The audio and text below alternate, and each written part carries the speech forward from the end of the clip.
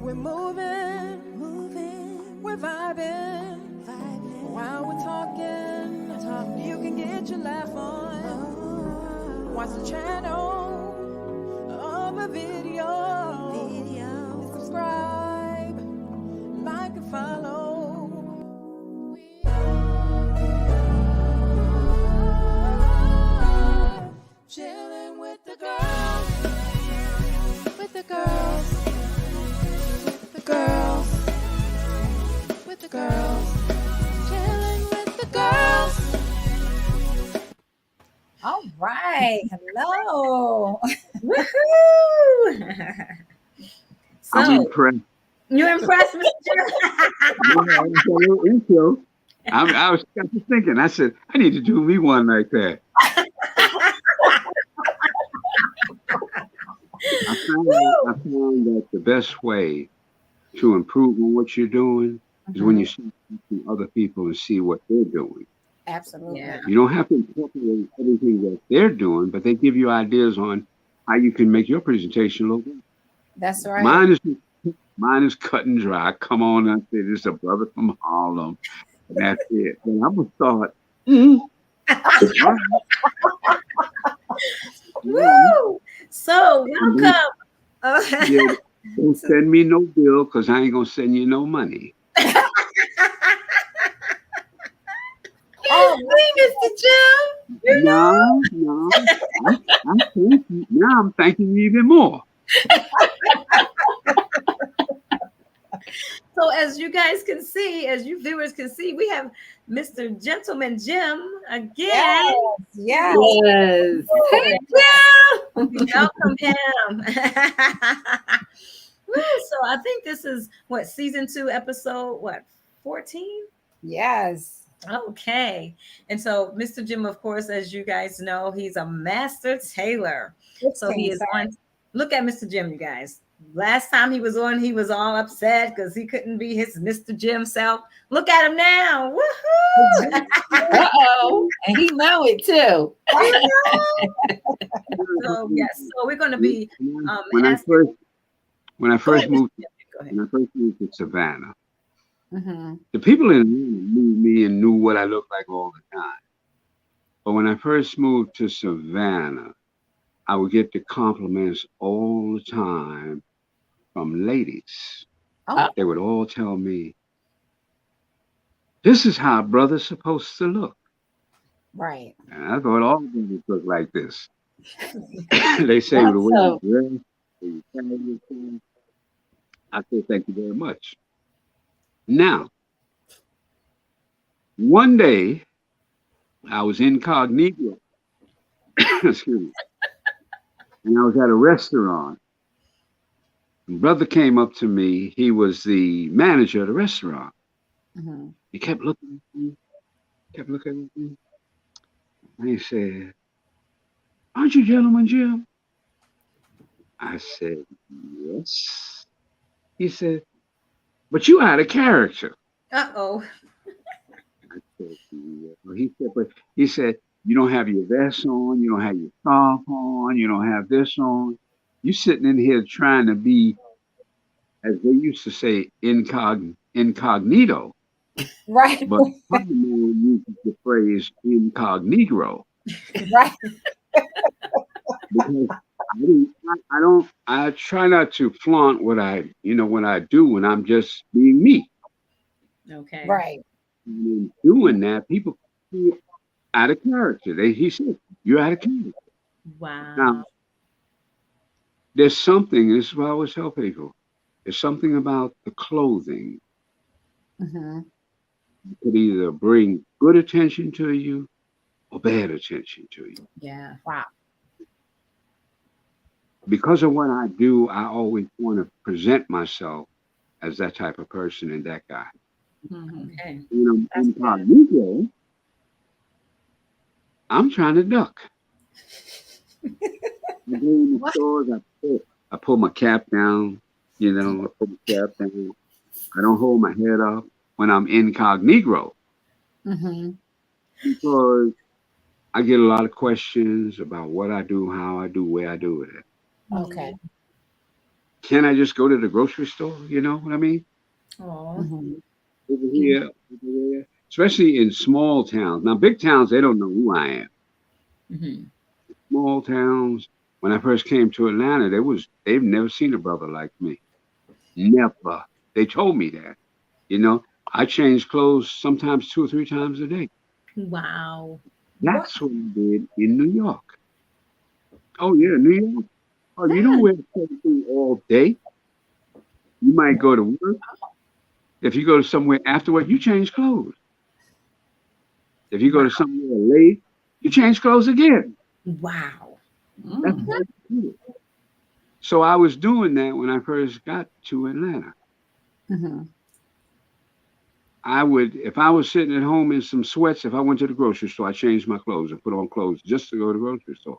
Me too. It's just the way I did. Yeah. Wow. Mm. Wow. I Yeah, but we didn't change 3 times a day. no, but if I was going out, I Yeah. would dress. Yeah. I wouldn't Right. just go out looking any kind of way. Right. Exactly. Goody, goody for you. I tell you. Right. Right. Right. Yes. So, Mr. Jim, you had a story you wanted to share with us. I got several of them, but I'll share this one. Lately, I've had made contact with something I was trying to do. Mm-hmm. I had dismissed it. When I say dismissed it, because I couldn't get a response to it. Mm-hmm. I'm going to tell you what that is. I have a program to teach ex-felons. Mm. Why? Because they don't get a second chance. Right. They're rehabilitated supposedly in the prison system, but when they come out, they can't get a job. Yeah. They can't get a job. I have a program that I did in Atlanta, Georgia, 40 years ago. I was ahead of the time. Mm-hmm. The program, I tried to keep it running for 2 years. I walked away because the interest from ex-felons wasn't coming. Mm. So in the program it was an early release program, Okay. meaning you got to go where you're supposed to go. You got to do what the instructor says. You got to do all the above. They just wanted to get out of prison. Mm. Okay? So, but their heart was not in it. Mm-hmm. I struggled with it for 2 years. They didn't understand what I was talking about. How good that was 40 years ago. How good this industry could be to you. So they didn't understand it, so I stopped it. I just kickstarted it 2 years ago. When I moved back to Savannah, from Savannah to Atlanta, I brought the program back to life. My presentation blew people away. Mm. I got everything in place. And I got all these responses from ex-felon programs, from prisons, not prisons, I'm sorry, from churches, from Congress people, the government, from the penal system. I didn't been inside of prisons. They recruited me. Wow. That's I good. tell them what you need to do, how it can benefit them. And I get all the applause. Oh, that's so wonderful. But nobody followed through. Yeah. I'm willing, and I still am because I'm gonna crank it back up. Mm-hmm. I teach prisoners for free. They're felons. They don't have no money because they don't have no job. Right. But what happens is then I will turn around and create a garment industry for them to work, learn how to run it, Learn how to make everything happen. Wow. And it'll be for them. I don't need it. They're the workers. Yeah. You okay? So this way they don't have to, every time they apply for a job, get some weak excuse why they can't get hired. Yeah. Because that's what happens. Yeah. They're overqualified, and whoever's trying to, they will give them all excuses why you can't get the job. That's But here's a less qualified person, they'll give it to him. Mm-hmm. When you learn this industry, you can work for yourself. Nobody comes into your establishment. Do they ever ask for your background? No. They just want to know how you're going to do and what you do. Right. That's right. That's right. As long as you can do a good job, what you do, understand they will never question that you've been created. Yeah, that's right. You're right. When I started out in this industry, and I like to tell people so they know what's happening out there. Mm-hmm. When I first got into this industry, now we all know the garment industry used to be in New York, where they physically made the clothes.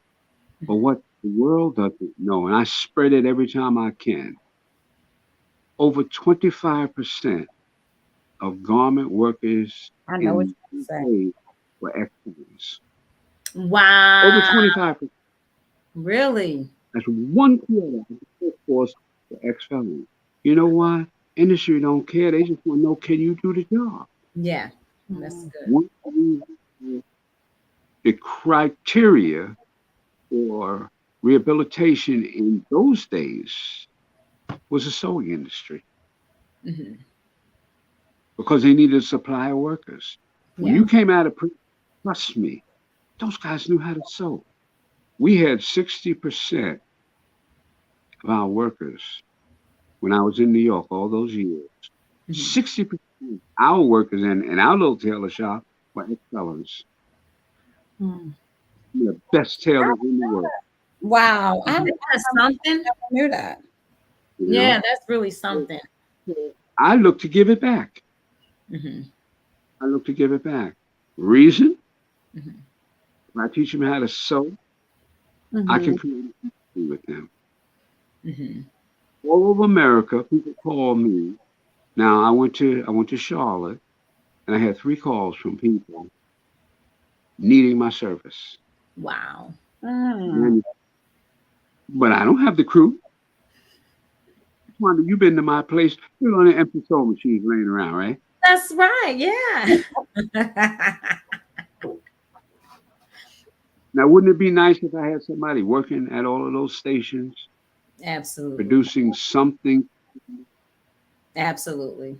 But they're not doing it. So that's it. Now, who's calling me? I spoke to a friend of mine who was a student of mine who went to the same school that I went to in New York. I didn't get it. They don't give everything. So I gave her the part that she needed. Georgia has the film industry and the television industry. Every time you see a show, somebody had to fix those clothes for everybody on it. That's right. Right now, Georgia is building 5 new production establishments. 5. Wow. Along with what they already have. We already produce more pictures and films and TV shows, believe it or not, than Hollywood does. Georgia. Really? But somebody, oh yes. We've taken over. That's why they call us the Hollywood of the South. We've actually taken over this. But guess what? That's right.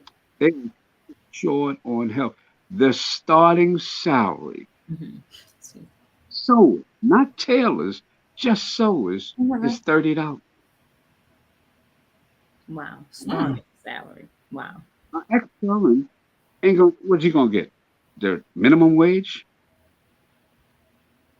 I've already set it up to where they will hire some people if I train them. Okay. Yeah. Wow. The young ladies in the union, and they tell me all the time, They hire people, they let them go because they say they can sew, but they can't. Wow. Now I got a friend of mine. I'm telling you about this. This just happened. Got a friend of mine known for 40 years. She's a minister now, and she's taking over for a lady who got killed, the other minister, and now she's a minister. Now she wants me to take the lady's ex-felon program and teach them something. See, everybody's got a program, but they don't have nothing to teach them. Wow. Because if they do teach them, guess what? They can't get a job anyway. Right. You learn if you learn how to become an electrician or plumber, you understand? Or this, that, and you're good at it, and you learned it, but you go to apply for it and say, oh, you're an ex-felon. That's true. We just hired somebody an hour ago, and we're going to use him. Wow. And this is overqualified. Yeah. Yeah. It's happening all the time. Yeah, I hear the stories, you know. I hear the stories. I hear that. But every politician stands up. We got to do something with the ex-felon program. You know, we got to do something with these ex-offenders. I go to them with a program. They tell me how good it is, but I don't get it off the ground. Yeah. Wow. Wow. Always something. Now, because you're talking about this, I'm going to tell you. 40 years ago, when I had my other program, I was approached by some brothers who ran a youth program that had training facilities. Now I was making custom suits for these guys. The brothers were in charge. Wow. And they said, could you do that for us? I said, sure. They said, give me a budget. This was 40 years ago. I put together the program for them. I put together the itinerary, the syllabus, everything. Taught them what they would learn and how they would learn it. Then I told the brothers, and I told these brothers, I said, look, if you're smart, we can set this up and create a business once we train them. Because the business is my way. I just don't know how to work for it. What was that? Was that y'all? That's sorry about that. I turned it off, but it's still it's when you texting people. When people texting you. It's okay. Oh. We're good. Yeah, I still been having technical problems. I don't know what's going on my end. Can you hear me? Yeah. I can hear you, but you're like sometimes you're breaking up, or I can't hear you, or that's why I'm squinting my eyes sometimes because yeah, sometimes it's going out. It's going in and out. Yeah. In and out. I think it's the connection or something. Yes. Oh man. I think this story. Now, the reason why I tell people these stories, because I want them to understand. I'm serious about what I do. So when you come at me, don't lead me on. Yeah. Because I'm gonna ask you why. 40 years ago, I put together a program for an organization in Atlanta, Georgia, that dealt with youth. I won't mention the name of them. They're not around anymore, but I still don't want to mention the name of the organization. Okay. That's me. They say, well, usually because they were getting federal funds, they say, usually when we do a 3-year program. Now, understand, this is 40 years ago. I put together the program to deal with their youth program. So I would have needed help to make this happen with all of these young people. So I come with the people that I had trained that can train to be part of my staff. So I needed a budget. Okay. I gave them a budget 40 years ago to run a 3-year program with me hiring 3 of my experts, getting all the equipment and everything of $300,000 40 years ago. No way. I could have done it for 3 years. Like I could still do it for that today because you know more now than I did then. Yeah. I get a call. The city hall. The governor there, the mayor of Atlanta is there, the federal government is there, okay? The youth program is there. And there's another name, I don't know who this name was, but they were there. I needed what? $300,000. Go to City Hall. There's a big billboard up, and it's got everybody's name and who they were, a representative listed. But guess what they had at the top of the page? What? What's that?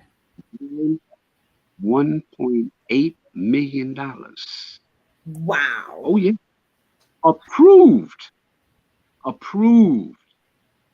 You know, one of the reasons why I got approved so fast, why this organization got? Because Rosie Carter, Jimmy Carter's wife, and Chip Carter, his son, were on their board. Wow. They knew they could get anything approved. Wow. Wow. I had the right program, but I'm saying to myself, I'm asking for $300,000, and y'all got $1.8 million approved. It's up there on the board. Wow. I'm saying to myself, wait a minute. If I only need 3, where the rest of that money going? Right. So I left there, and I was excited, but I've got some questions I want answered. This was 11 o'clock in the morning. They said, meet us back there at 2. I'm real excited. I get there a little early. Get there about 1:30. Their door was wide open, cigar smoking coming out, the cigar smoke coming out that door. I could hear glasses clinking there, and they're drinking yak and smoking cigars. Talking about, listen to me, talking about how they were going to use that extra money for them. Oh, yes. Oh, Wow. yes. Oh, man, I can get me a new car. I got to make some improvements on my house. And remember I told you there was a name up there. I did not know who it was because it had his name listed next to mine. One of their college partners had a company that was failing. They were going to bail him out. What? At my expense. Wow. That's incredible. That is incredible. So I told them, because I didn't go in, I'm outside the door listening to this conversation. Yeah. So I said, no. I said, if this ship sinks, I go down with it. Yeah. So I decided I didn't want to do it then. Then I told them, well, you know, I'm real busy, because I was. And I like to put off starting the program for 6 months. No, you got to do it now. We got this money. But they couldn't pull the trigger on the money unless I signed everything. Right. I'm supposed to be the catalyst for the money. Wow. No, I can't do this. Well, they begged me. Man, you got to do this. We got this money. They kept telling me, we got this money. We got all this money. I said, to do what? I only needed $300,000. Yeah. 1.8 million. That is what? That is $1.5 million. That, because the money goes through them, then it comes, my share comes to me. Wow. That's incredible. In control of the money. That's incredible. Because I was a catalyst for their program. Right. Okay? Now these boys screwed this money and they ordered it down the road. They said, well, what did y'all do here? And they asked me, well, I'm going to say, I don't know. Right. You part of them. How you don't know where the money is? That's right. Wow. So I pulled out then for about, they called me every day. Then they did the bad thing. They threatened me. What? Oh, yeah, brothers threatened me. And I politely told them that I was the brother from Harlem. And play that. I said, oh, you threatening me? I said, do you know who I know? These are country boys, you understand? Right. I'm a gangster compared to them. Right. They said, man, we will. I said, oh, no, no, no, no, no. Let me tell you something. I said, I will have you taken out. I said, I'll have your family taken out. Oh, I'll have you, the dog, the bird, the fish.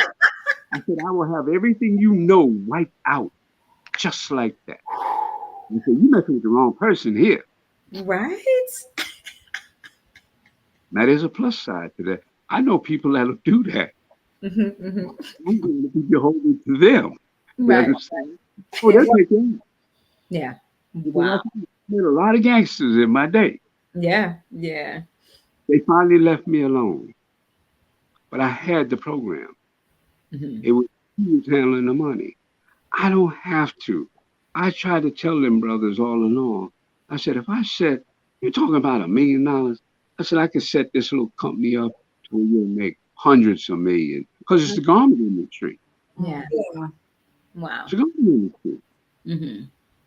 I said, all I told me, all you gotta do is be is patient. But no, Yeah. y'all will steal the money off the top. Because this is government money. They do audit you. Yeah.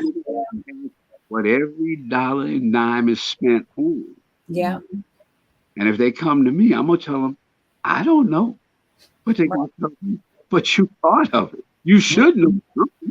That's right. Wow. I mean, if they fall, I fall. And I Yeah. told them, I'm not gonna do that. Yeah. I'm not gonna do that. Mm-hmm. Yeah. Now that whole scenario came about again about 6 years ago. Wow. Wow. You guys understand what having this profession can do for a lot of people, but there's always those who are trying to outslick the slick.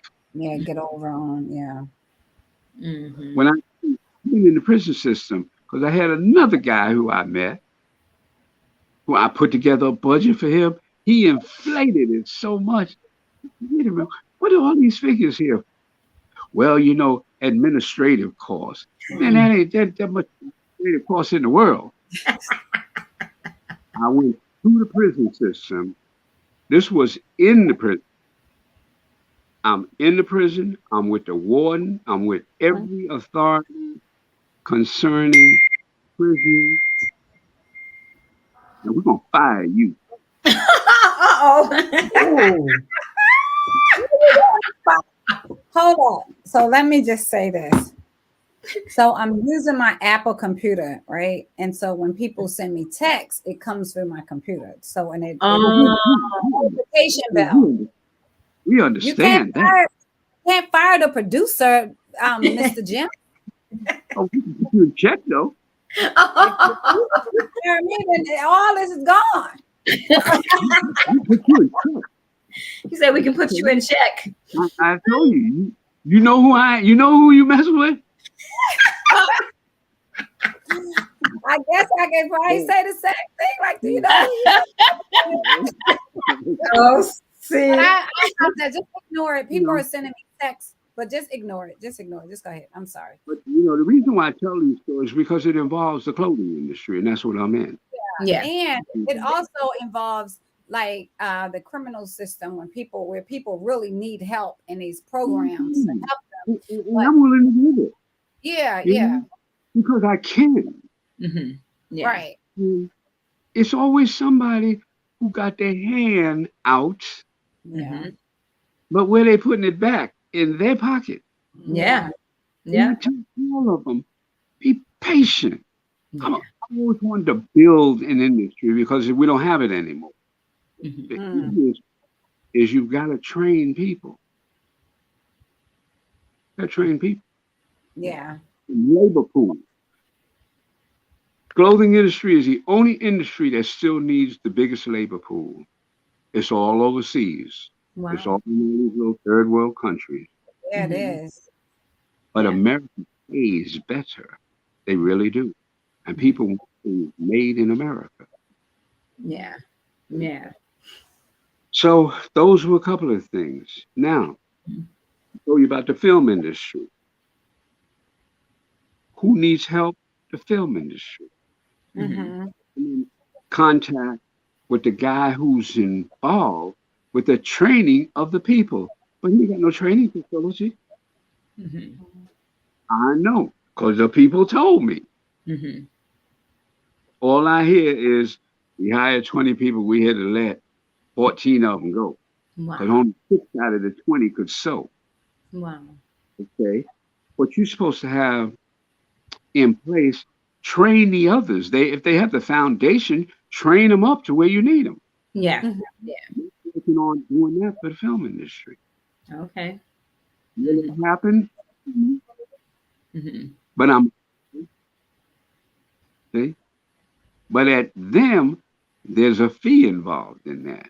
The Oh. prison system is for nothing. Mm-hmm. But I'm training the people in the film industry up to work in their industry. Mm-hmm. Yeah, felons still don't have a place to work. I want to create something for them. Mhm. Right. And it can be done. Yeah, I'm sure. Yeah. It's going to take a minute to get enough of them up, but they don't have nothing but time. Yeah, that's right. And it's important too, though. Yeah. And one of the things when we talked about tips on sewing, these are the tips that I train by, Okay. so that they get good at it. They Yeah. come to me. They come to me for this. I can train them in just that. Mm-hmm. They need that. The sewing industry, Twana, like you know, when I show you something, or you say, it was that easy. Right. It's not hard. Well, you need patience, though. That's right. You do need patience because You know where patience comes from? Until you understand what I'm training you. Okay. To me, that's not patience. That's learning the craft. right. You But know when what you say about honing your craft? right, Yeah. right, Well, that's not really patience. The only way you're going to get good at something is to know exactly how to do it, when to do it, and what to do. right. Yeah. You need the patience when things go wrong. That's when you need the patience. I need They go patience. wrong. They go wrong because you don't know what's right. Uh-oh. Well, I was thinking you need patience because of your someone said, I think Linnea is on here. She said, yes, I definitely can't wait. And then she said, correct, learning your craft. And I was just thinking you need patience, like when you're cutting a pattern, all that kind of stuff, so You need patience to cut the pattern. yes, so even like, you know what I mean? If that's not what I do, then I don't see how I can learn to sew if I don't have patience to sew. But guess what? What? It's not for everybody. Right. That's Yeah. true. I like the clothes. I love buying the clothes and wearing them and having somebody else sew them for me. Right. Okay, but that's what I'm saying. The sewing part is not for you. It's not for everybody. Right. Right. Yeah. Yeah. So And the patience. continue to buy them and wear them, or find somebody good enough. Who that up over you to make them? That girl right over there. That's what I'm trying to Oh man, yeah, I have some projects I'm working on. Yeah, but that's what I think that's where the patience comes in. It's not so much that it's patient; it takes time Yeah. to and I say that is because people run out of patience because they don't know what to do next.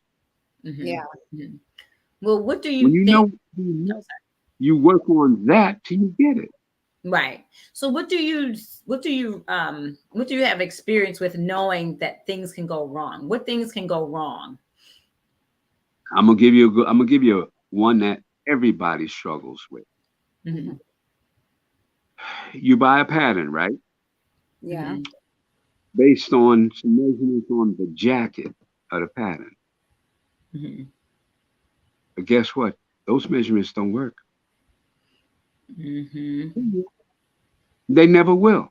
It was designed for it not to work. I'm gonna tell you this story that all sewers need to listen. Listen out there, sewers. I better listen because this is asked me all the time. I'm gonna tell you why clothing don't work and who did it.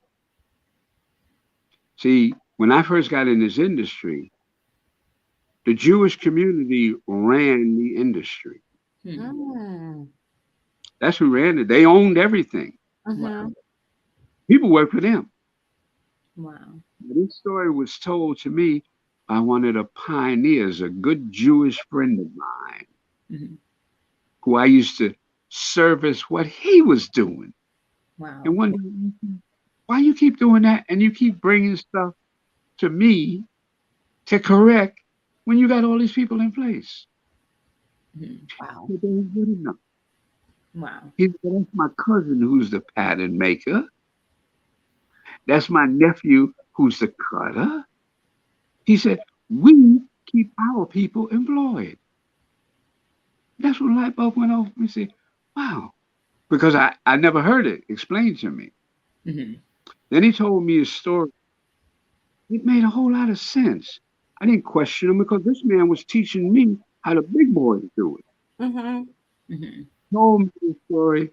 And when I give lectures, I always tell the story. And I tell it because I want the general public to realize why when you buy 5 different items Mhm. from 5 different manufacturers that had the same size on, let's just say 10, Mhm. all 5 of them fit different, right? Yes. Yeah. hmm Mhm. I asked him, so why is that? He said, we did that on purpose. I said, why y'all do that on purpose? He said, Jim, he said, after World War II, we started bringing all of the best tailors and dressmakers to America because, we know if we know anything about World War II, Hitler damn near destroyed all of Europe. Wow. We're watching the Yeah. Russians do it now. Mhm. They ain't got no place to live, they don't have a place to work, they ain't got no banking system, they got no car, they got no money. He said, we brought all our people over here, and we know there was a big exodus after World War II. Mhm. All he said, we got all these fine tailors and fine dressmakers, but guess what? We don't have no job for them. Mhm. The only jobs they had were the factory setup jobs, big times. Why? Because the factories in those days were making what? Uniforms for soldiers. Oh, okay. Yeah, yeah, yeah, yeah. See? Yeah. They couldn't put their fine tailors and fine dressmakers in those establishments.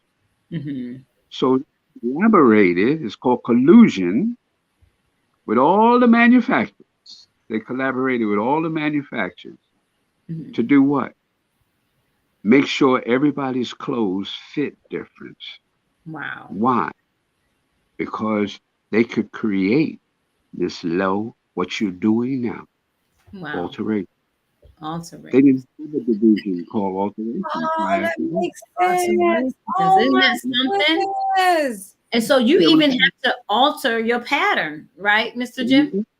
that's right. Alter the So pattern. you had to go. So you had to go to an expert to get Mhm. that done. Well, Yeah. guess who the expert were? Them. Yeah. They created an industry for their people.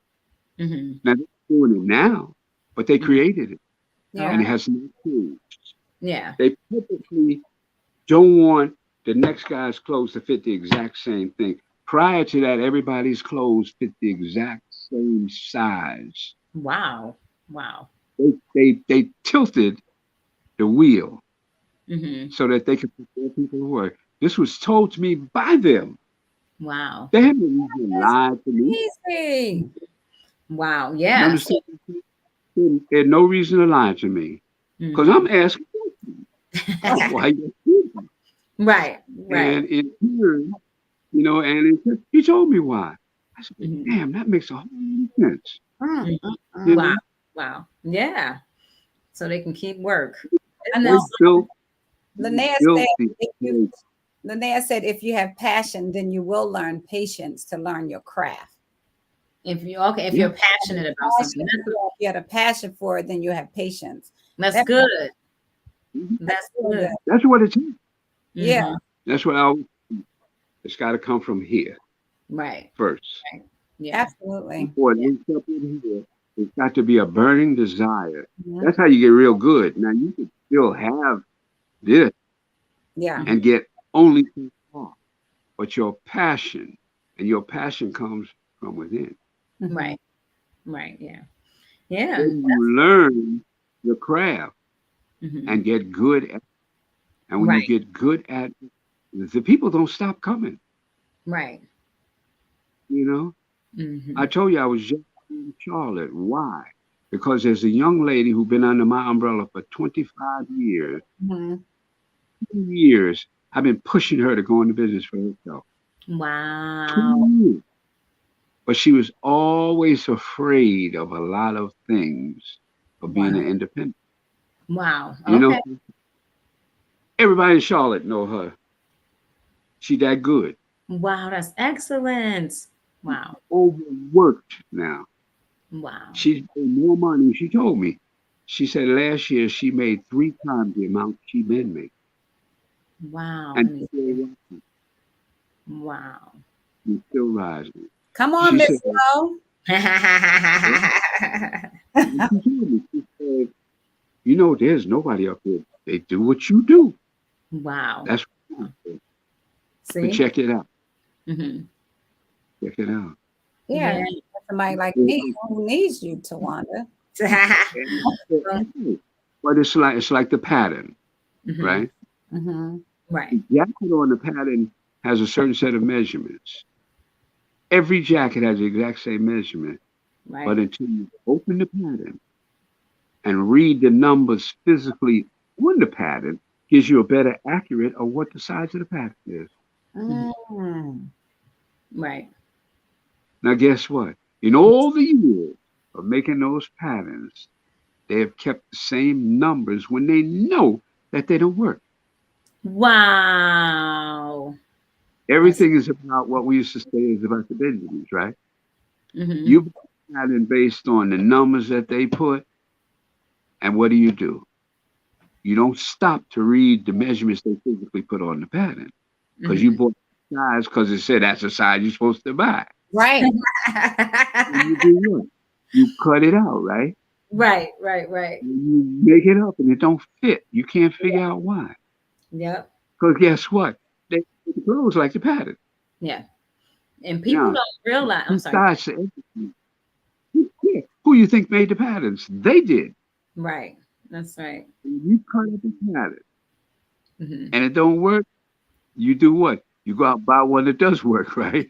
Because you say the numbers, you say the numbers are off by 4-5 inches. So you look for the pattern. You say, I don't wear that size, but it says that on there. Right. And what do you do?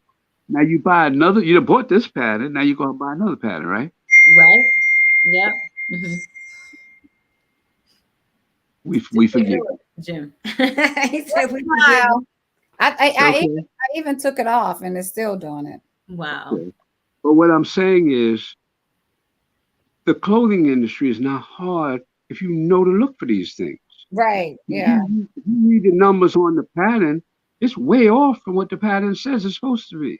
Yeah. But guess what? If you know the numbers, you gotta buy the pattern, right? That's Right. true. Yeah. And you start cutting it out. That's right. Okay. And you say, oh, this ain't gonna work. So you do what? You buy another pattern. Right. Yeah. And people don't realize, Mr. Jim, and you out there in virtual land, that when you buy a pattern, the number that's on the pattern is not your dress size in the store. No, it's not. Right. So That's I had this one person that bought this pattern and she was trying to get me to help her, and I was like, well, first of all, this pattern is too small, just because you wear this size in the store, this is not your size in pattern world. That's what I told her. In pattern world. So you That's know what? right. She bought all of her patterns because of the size she wears in stores.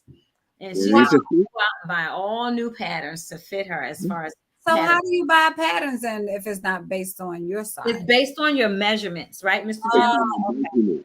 Right. Not your size. Exactly. Right. If I measure a person and the tape measure doesn't lie, Right. goes from 1 to 60. Mm-hmm. I got one that goes from 1 to 120. Woo. Plus size, because there's plus size women. Yeah. If you measure yourself, you measure X amount of size, and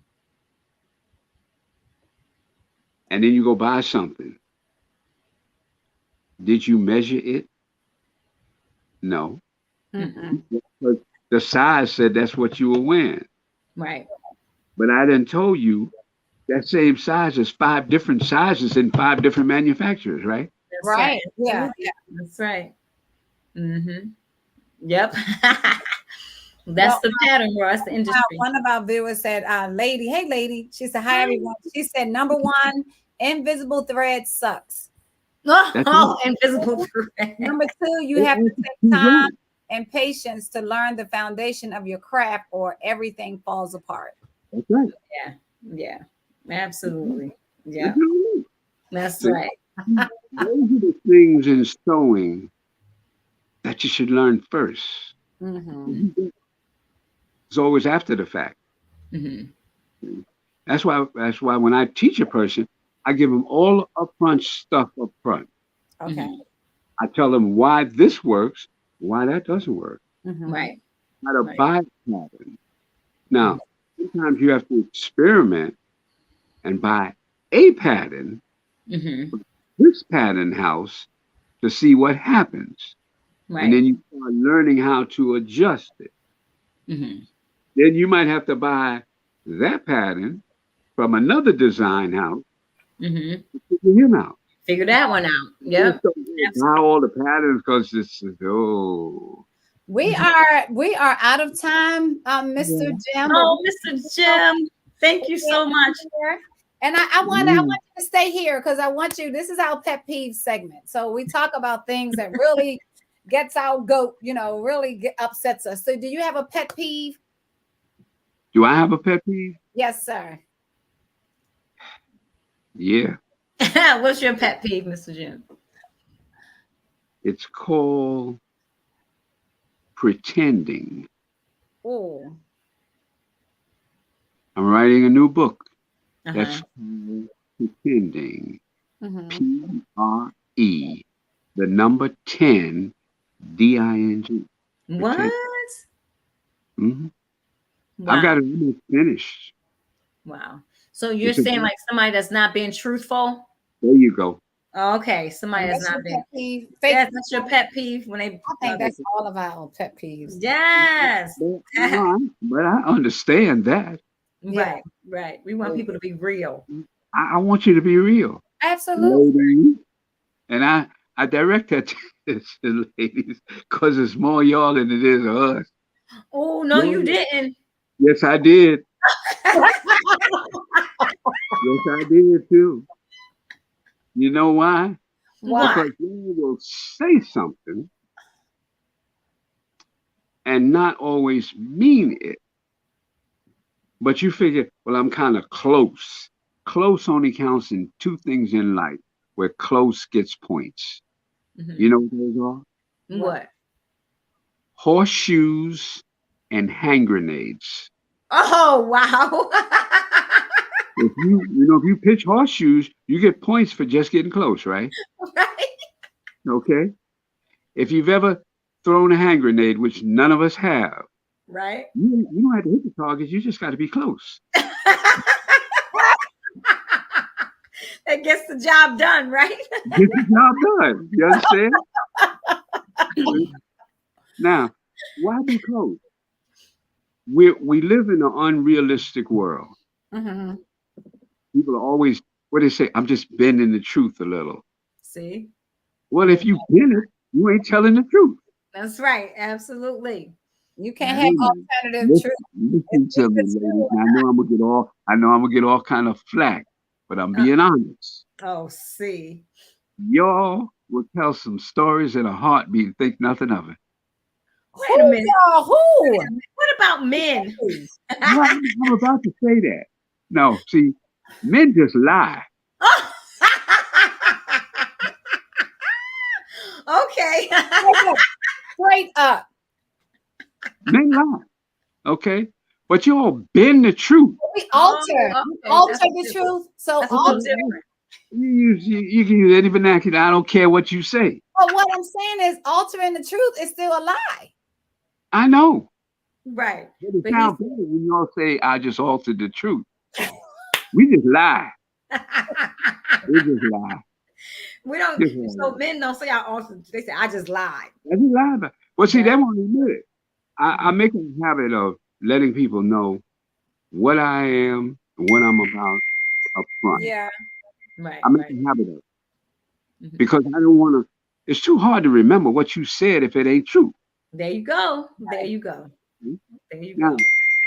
when you tell the truth, it's up to the other person to either accept it or not accept it. Yeah. Nobody mad. You don't have Right. to. If I tell you this is what I like to do, and I'm being truthful, this is what I like to do. That's right. I'm not forcing on you what I do. Right. Either you can accept it, what I do and how I do it, Right. or say, no, I won't do that. That's all you gotta say. That's That's right. true. But So now we y'all, I'm wait a just- minute now. Wait a minute. Don't you come in there yet. Oh. Y'all will say what? Y'all will bend it a little, like you say, bend the truth a little to please what I said. Don't do me no favor. Uh-oh. Right. Because Right. because if I find out, that's my Uh-oh. See? you See? want to Yeah, make people with. Mm-hmm. Yeah. Right. And I told a few lies in my day Uh-oh. when I was younger. Wait, Yeah, one, that's good. I was breaking into it because I wanted to know, because everyone have to share their pet peeve on the show. So I was going to ask Mel, what's her pet peeve, Mr. Jim? Yeah, come on. Okay, go ahead, Mel. What's your pet peeve? All right, one of my pet peeves. Let me see. Oh, so when you go into the store, you're driving in the parking lot, whatever, and Okay. people are walking through, they going in the store, and Right. you always have to give them the right of way when they walking in there, and they walk real slow Absolutely. and look at you Oh no. while they taking their time Oh no. to cross over. Oh And you no. have to stop. You can't keep going. You can't run them That's over. right. Anything. That's one of my pet peeves. Well, the pedestrians have the right of way. Yeah. Always. I'm just That's saying, right. But that's still her pet peeve, though. you gotta be Mhm. courteous and understand, when you see a lot of traffic or whatever, don't just be taking your time. Mm-hmm. You walk faster than that. No, that sounds good, doesn't it? But it doesn't work that way. All right, what's the other pet peeve? Let me hear them, because I'm gonna tell you a quick story about that. What you just said. Uh-oh. You Right. wanna So hear on the real quick, what's your pet peeve? Okay. And then So my pet peeve is when I'm talking to somebody and they say, I'm listening, but they're not looking up at you. They all in their phone. They doing something else. Oh, yeah. Look at me, please, when I'm Yeah. talking to you. But you're going to tell me you're paying attention. You're not paying attention. Yeah. That's one of my pet peeves. Yeah. Go ahead, Mr. Right. Jim. Go ahead, Mr. Jim. Oh, you don't want to hear? This is Yeah, a real funny story. Okay. Okay. I took a friend of mine to New York. This was many, many years ago. She had never been. And we were driving through the block, and a woman walked out in front of us. So I had to stop, just like you were saying, Mel. You had to stop, wait for them, right? The woman sat her pocketbook on the hood of my car, took out a cigarette, lit the cigarette, blew smoke at us, and then moved. No way. And then moved. and then moved. Ain't that true? I probably would have backed my car up so her purse would have slid down on the ground. Oh no. Well, no. Let me tell you why I couldn't back up, because there was somebody behind me now. Oh Okay. wow. I had That to is wait so for her to light her cigarette, blow smoke at us, pick her pocketbook off the hood of my car, and move before I could Oh, go. that's terrible. What? That's rude. That's horrible and inconsiderate. Oh, that's horrible. Oh my goodness. Wow, Yeah. that's crazy. Tish, what's your pet peeve? What was it called? Menopause. Menopause. Look at Mr. Chick.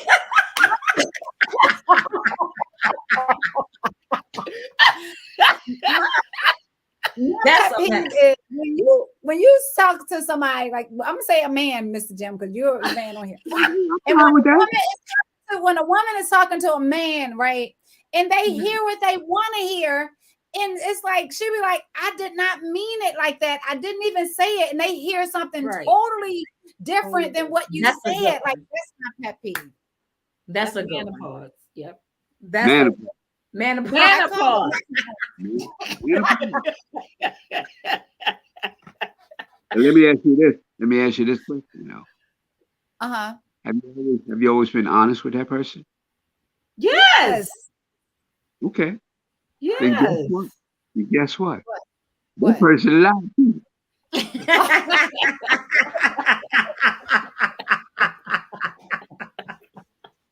Some people just hear what they want to hear.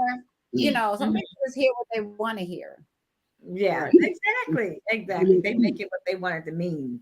But women do the same thing. Yeah, but we talking about menopause though, Mr. Okay. You just put us all out there, women. I know you just done dismiss the woman pause. Okay.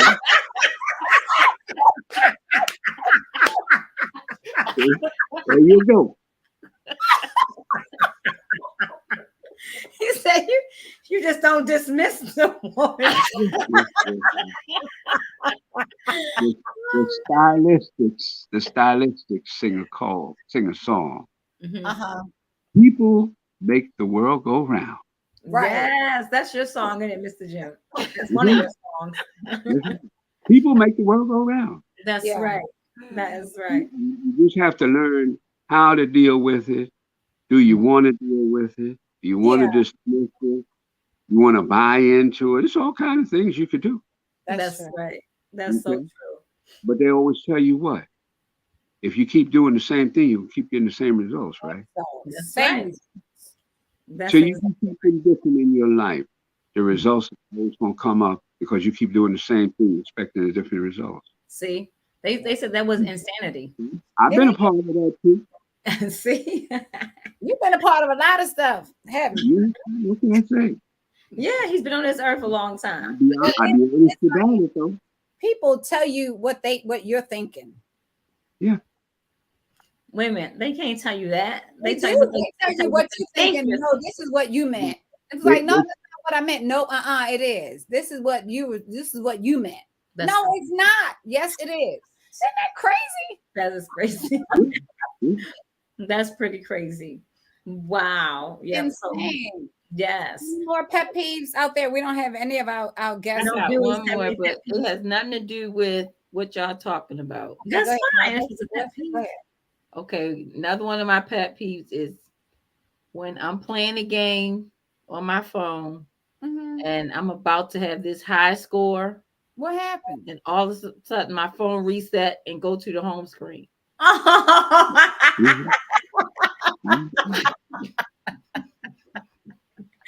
That's crazy. I don't know what that is. I don't know either. They don't want you to win. These phones are crazy. It's a gimmick.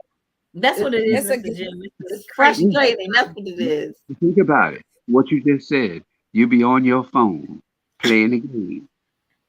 Don't play the game. That's not what it is, Mr. Jim. I know you do. Listen. There was a time, you know what everybody played at one time in their life back in the day? What's that? What? Yeah. Solitaire. Solitaire. And that's the game I was playing, solitaire. But wait. You used to have to play with the cards. That's what I'm talking about. Cards on my phone. It's not gonna cut off if you play with cards. Before the phone. That's funny. You only had the cards. That's right. That's so true. You done got sophisticated wearing your hats and whatnot. that phone gonna act right. And when the phone don't act right, now you get mad at it. Come on, man. You done messed up. You dropped the call. Somebody else tuned in. You butt dialed somebody. It was just like you had no phone. You couldn't butt dial it. That's dangerous.